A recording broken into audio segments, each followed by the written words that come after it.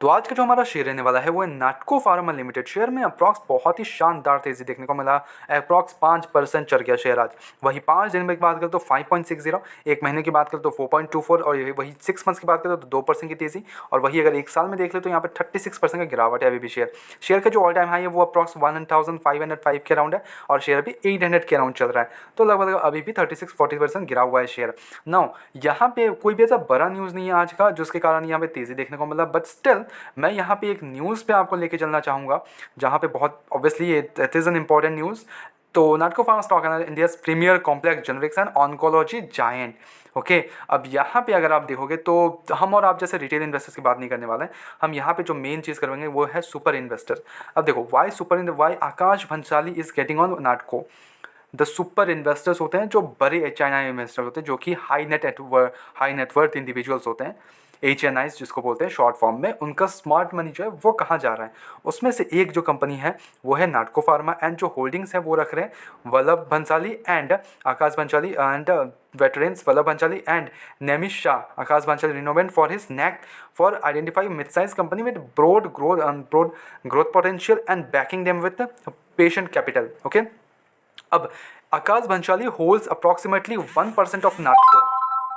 1% of Natco, a stake valued at roughly around 150 crore rupees. His portfolio is not built on momentum, it built on value. ठीक है, समझो यहाँ बात को, value and strategic foresight.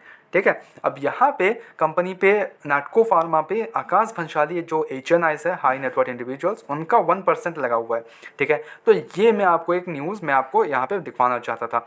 अब share का हम यहाँ पे चेकआउट करेंगे। अब मैं उतना डीपली नहीं जा रहा उस न्यूज़ पे। ठीक है, कंपनी के हम यहाँ पे रिजल्ट्स चेकआउट करेंगे, एट द सेम टाइम कुछ फंडामेंटल्स देखेंगे एंड देन डिसाइड करेंगे कि हमें शेयर पे करना क्या चाहिए। बिकॉज देखो वहाँ पे क्या मेंशन किया था, वैल्यू। तो हम कंपनी पे वैल्यू ढूंढने आते हैं। मेरे हर एक वीडियो में हम यहाँ पे वैल्यू ढूंढते हैं, ना कि हम मोमेंटम पे जाके हाँ चलो 20% भाग गया तो हम जाके इन्वेस्ट कर देते हैं। No, we don't do that. हम भागने के बाद या फिर गिरने के बाद हम कुछ नहीं देखते, हम कंपनी के फंडामेंटल्स देखते हैं। हमने किस मोटिव से यहाँ पे इन्वेस्टमेंट्स किए हैं वो चेकआउट करते हैं। एंड अगर हमें मोटिव नहीं मिलता है देन वी बैकआउट। अगर हमें मोटिव मिलता है देन हमें सोचते हैं, वॉचलिस्ट में रखते हैं और we add on your portfolio. अब इस कंपनी में क्या है, सेल्स अगर आप देखोगे तो 1371 करोड़ से लिटिल बिट गिरावट देखने को मिला। 1363 करोड़ सेल्स में हमें ठीक ठाक गिरावट है, बट लिटिल बिट गिरावट है, स्लाइड। बट यहाँ पे जो मैं मेन चीज़ दिखाना चाहूँगा आपको, जो सेल्स है, जो एक्सपेंसेस है कंपनी का, वो काफ़ी ज़्यादा इंक्रीज हो गया है। 784 करोड़ हो गया है, जो कि पिछले ईयर इनका 567 करोड़ था। तो यहाँ पे एक्सपेंसेस बढ़ने के कारण कंपनी का जो ऑपरेटिंग प्रॉफिट है, EBITDA है कंपनी का, वो 804 करोड़ से गिर के 579 करोड़ हो गया है। यहाँ पे गिरावट देखने को मिला। क्वार्टर टू क्वार्टर ठीक ठाक जंप है, but year two year basis में हमें ऑपरेटिंग प्रॉफिट यानी कंपनी का EBITDA गिरते हुए देखने को मिला है। वही हमें ऑपरेटिंग मार्जिन जो है वो भी कंपनी का गिरा है, 59% से डायरेक्टली गिर के 42% हो गया है। तो यहाँ पे भी गिरावट देखने को मिल गया। एट द सेम टाइम जो प्रॉफिट बिफोर टैक्स है यानी कि 818 करोड़ से गिर के 614 करोड़ हो गया है, और वही नेट प्रॉफिट 676 करोड़ से गिर के 518 करोड़। तो results are not that bad, but still it's negative for our share. ठीक है, ऑब्वियसली तो इसके कारण है गिरावट। एट द सेम टाइम पिछले कुछ क्वार्टर्स में भी थोड़ा सा हमें गिरावट देखने को मिल गया। एंड क्या नेक्स्ट क्वार्टर अच्छा आ सकता है? आउट से कि यस, नेक्स्ट क्वार्टर अच्छा आ सकता है, बिकॉज सेल्स हमें दिसंबर क्वार्टर में काफ़ी कम देखने को मिले थे। हालांकि दिसंबर क्वार्टर थोड़ा सा इनका खराब ही जाता है, अगर आप देखोगे तो हर दिसंबर क्वार्टर में सेम है। बट आई एम होपिंग कि इस दिसंबर क्वार्टर में अच्छा आ जाए इनका, एंड हमें इससे ज़्यादा ऑपरेटिंग प्रॉफिट दिखे, ऑपरेटिंग मार्जिन दिखे, तो शेयर तो भाई रॉकेट हो जाएगा। लिटरली बता रहा हूँ, रॉकेट हो जाएगा। अच्छा रिजल्ट इन्होंने 2 बार प्रेजेंट कर दिया ना, 2-3 बार, भाई रॉकेट बन जाएगा शेयर, मैं बता रहा हूँ। बिकॉज यहाँ पे फंडामेंटल्स आप जाके देखोगे तो 15,000 करोड़ का मार्केट कैप, बट स्टॉक का पी ओनली 10 का है, ओनली 10 का स्टॉक का पी। इंडस्ट्री पी 31 के राउंड है, highly under valued share. Okay, और वही ROCR भी बहुत ही शानदार 32%, 28%। सेल डेप्थ देख ले वो 261 crore, which is literally nothing. डेप्ट इक्विटी 0.03 है, तो which is literally actually very less. ठीक है, बैलेंस शीट जाके देखोगे तो यहाँ पे कंपनी के पास 8,614 करोड़ का रिजर्व्स भरा हुआ है।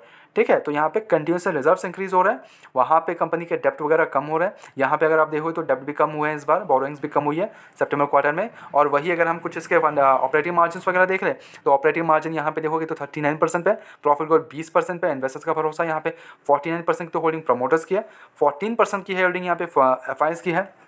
रिड्यूस हुआ इनका, but at the same time खरीदा किसने है, DIIs और पब्लिक ने। Okay, now the main question comes है कि अब इस लेवल्स पे करना क्या। सी हम किसी भी शेयर को, अब ये शेयर अगर वही इसी 1300 का पहुंच जाए अभी अचानक से, या फिर किसी रीज़न से अच्छे न्यूज़ वगैरह के कारण शेयर 1300 पहुंच जाए, तब उस लेवल्स पे आप सोचोगे कि ओके ठीक है हमें तो इन्वेस्ट करना चाहिए था।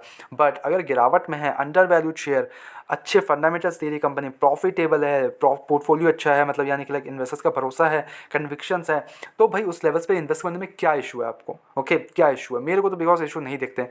If you find any kind of issue share में, तो please comment it down, even I want to look into that, ठीक है, ऑब्वियसली, तो वो कमेंट कर देना। बट मेरी तरफ से कोई बाइंग रिकमेंडेशन बिल्कुल भी नहीं है। एंड अभी भी इस लेवल्स पे अच्छे खासे अभी तक चला भी नहीं है शेयर यहाँ से, तो अच्छे खासे लेवल्स पे अभी भी मिल रहा है, नो डाउट इन दिस, अभी भी हम जा सकते हैं शेयर पे।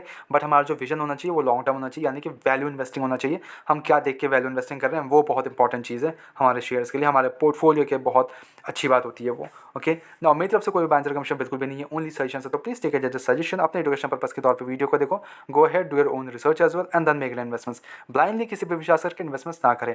एज रेगुलर अपडेट्स के लिए चैनल को सब्सक्राइब करो, वीडियो को लाइक करो। मिलते हैं नेक्स्ट वीडियोस में।